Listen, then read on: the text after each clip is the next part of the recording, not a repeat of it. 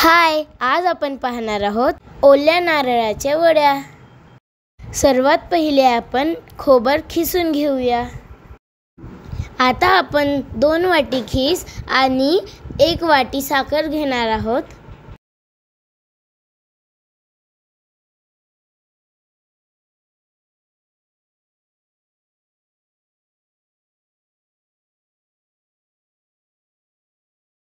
आता आपण खीस आणि साखरला छानपैकी मिक्स करून घेणार आहोत।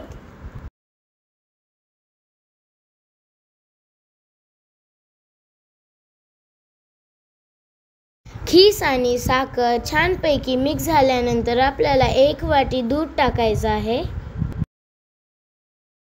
आता आपल्याला 1 मोठा स्पून मलाई टाकायचा आहे।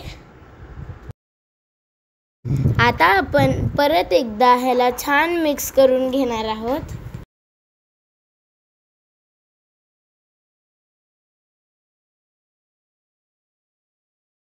आता आपण प्लेटमध्ये खोबऱ्याचं खीस काढून घेणार आहोत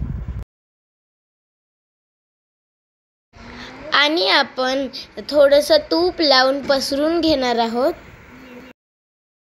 आता आपल्याला ह्याचे वड्या बनवायचे आहेत।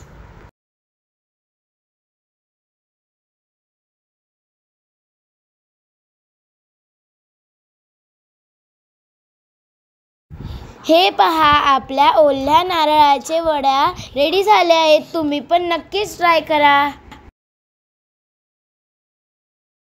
आमच्या व्हिडिओला लाईक, शेअर, सबस्क्राईब करा। बाय।